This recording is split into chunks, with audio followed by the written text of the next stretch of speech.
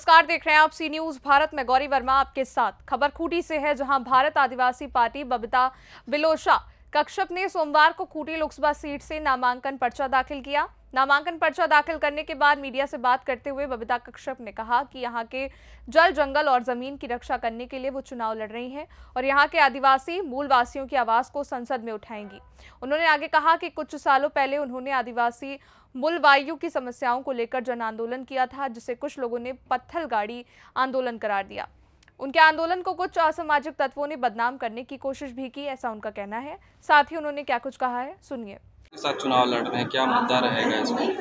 देखिए, एक्चुअली जिस पार्टी से मैं बिलोंग कर रही हूँ वर्तमान में, भारत आदिवासी पार्टी, उस पार्टी का नाम कम समय में काफ़ी ज़्यादा फेमस हुआ है और कहीं ना कहीं झारखंड में भी मेरे आने के पहले ये पार्टी पहले पहुँच चुकी थी। तो ये कहना उचित होगा कि जीत तो बिल्कुल हासिल करेंगे ही हम, चूँकि घर घर में ही भारत आदिवासी पार्टी की बात पहुँच चुकी है। दूसरी पार्टी की एक लोकसभा प्रत्याशी के रूप में जो बातें होनी चाहिए, जो मेन चीज़ें हैं, जैसे कि आपके बूथ लिस्ट का नाम होना या फिर आपके जो भी तैयारियां होती है कि कितने लोगों को आप मतलब हर विधानसभा में आप अपने एक्टिव मेंबर्स को वहाँ पे काम करने के लिए भेजते हैं, तो वो सारी चीज़ें हैं। बाकी घर घर तक तो नहीं पहुँच पाएंगे, लेकिन बाकी सारे जैसे कि मीडिया का भी हम एक महत्वपूर्ण रोल रहा है, जो कि हमारी बातों को कम से कम पहुँचा सकते हैं, तो मीडिया से भी हम सहायता चाहेंगे। साथ ही साथ में सोशल मीडिया है, प्लस आपका ग्राउंड में कहा जाए कि प्रखंड स्तर पे हमारी बातें चल रही हैं कि वहाँ पे जाके पब्लिक से रूबरू होने का, ताकि हमारी मुद्दे क्या रहेंगे, किन मुद्दों को लेकर के जनता के पास है? जी, मोस्टली 70 से 75 साल में आज तक आदिवासियों को इस्तेमाल ही किया गया, मूल निवासियों को झारखंड के इस्तेमाल ही किया गया। तो ये दो मेन मुद्दे हैं हमारे कि यहाँ के आदिवासी, यहाँ के स्थानीय, इन दोनों के लिए खासकर जल, जंगल, जमीन की हमारी लड़ाई है, संवैधानिक लड़ाई है। इसको लेके हम सुप्रीम कोर्ट में भी गए हुए हैं और कहा जाए कि जो मेन मुद्दा यहाँ के आदिवासियों, यहाँ के मूल निवासियों का है, स्थानीय नीति और साथ ही साथ नियोजन नीति, इसको लेके हम काम करेंगे। जब भी हमको, अगर यहाँ की जनता चाहती है कि हमको केंद्र तक पहुँचाती है सांसद के रूप में, तो बिल्कुल उनके लिए जो भी महत्वपूर्ण मुद्दे हैं, उन मुद्दों को मैं सुनूंगी, जो कि 70 से 75 साल में नहीं हुआ है। साथ ही साथ में एक महत्वपूर्ण मुद्दा है जो कि मुंडा आदिवासी क्षेत्र में लैंड बैंक जो रघुवर सरकार के समय में आई हुई थी, बहुत महत्वपूर्ण मुद्दा है कि CNT-SPT एक्ट का उल्लंघन करके, 5 निश्चय का उल्लंघन करके लैंड बैंक के माध्यम से सरकारें वो सारी ज़मीनें दे चुकी है, तो वो लैंड बैंक को पूरी तरह से खत्म करना।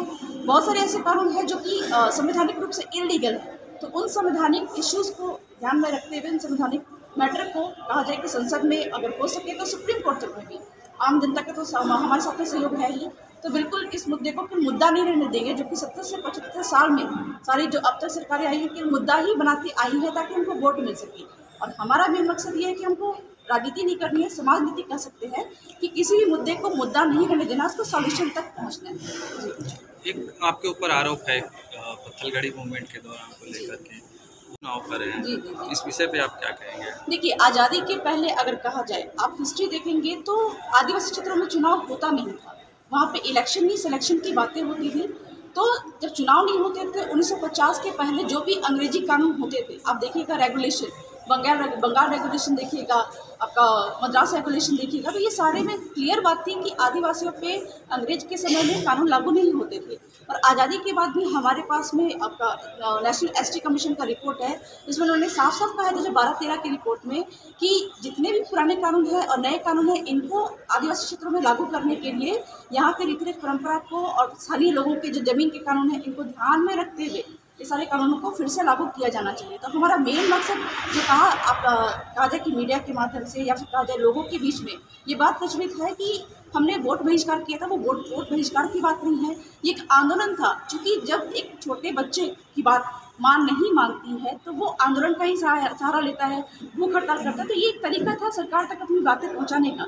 लेकिन अब यहाँ पे हमको ये बात समझ में आई कि एक भी व्यक्ति अगर वोट देता है संबंधित क्षेत्र में, तो वो सारा कानून उस पर लागू होता है। तो ये सोच के हमने कहा कि इस मामले को लेकर मैं सुप्रीम कोर्ट में भी गई हुई हूँ, मैंने पिटीशन भी डाला है चुनाव रोकने के लिए, लेकिन सुप्रीम कोर्ट ने इसको कहा कि ये स्थिति भयावह हो सकती है, इस कारण से चुनाव को रोकने से फिलहाल के लिए मना किया है। तो जब तक सुप्रीम कोर्ट अपने हिसाब से चुनाव को नहीं रोकती है, तब तक चुनाव में भाग नहीं लेने से हो सकता है कि हमारे विचारधारा से विपरीत व्यक्ति आ जाए। तो हम जल जंगल जमीन खनिज की बात करते हैं, यहाँ के आदिवासी मूल निवासियों से काफ़ी रिश्ता रखते हैं, दिल का रिश्ता रखते हैं। तो हमें लगता है कि हमारे आने से उनका हितार्थ काम हो सकेगा। इस कारण से लोकतंत्र का हिस्सा बनना हमने पसंद किया।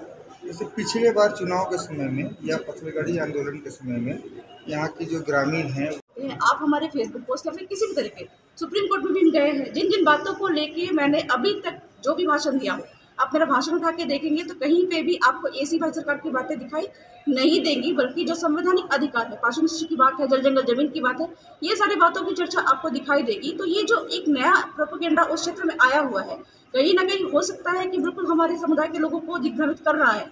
लेकिन मैं ये कहना चाहूँगी कि हमारी अनुपस्थिति में, जब हम पे केस लगाया गया था पत्थलगड़ी आंदोलन के दौरान, हमारी अनुपस्थिति में कुछ असामाजिक तत्व वहाँ पे घुस के बिल्कुल हमारे आंदोलन को बदनाम किए गए हैं। तो यहाँ पे जांच का मुद्दा है कि किन लोगों ने ये सारी चीज़ों को वहाँ पे पब्लिश किया है, वहाँ पे डाला है। और आज तक शायद ऐसा हो सकता है कि मीडिया के सामने हम नहीं आए इन बातों को लेके। एक तरफा जो हम पे आरोप लगता रहा, प्रत्यारोप लगता रहा, क्योंकि उस समय पे मीडिया भी चौथा स्तंभ कहा जाता है, तो मीडिया भी वहाँ पे इस तरह का काम करती थी जैसे कि वो बिकाऊ मीडिया है, तो यहाँ पे जवाब नहीं दिया। और दूसरी बात है कि अगर इस तरह की चीज़ें, तो हो सकता है जो हम बात कर रहे हैं कि लोकतंत्र बचाने के लिए लोगों को इलेक्शन के लिए मोटिवेट करना, हो सकता है उस जगह तक ना भी पहुँचे हो।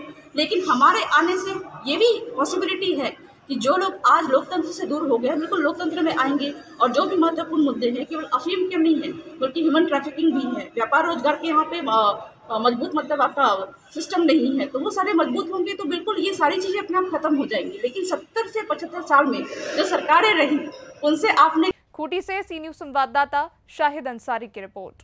फिलहाल के लिए इस खबर में बस इतना ही। देश और दुनिया की बड़ी खबरों के लिए आप देखते रहिए सी न्यूज़ भारत।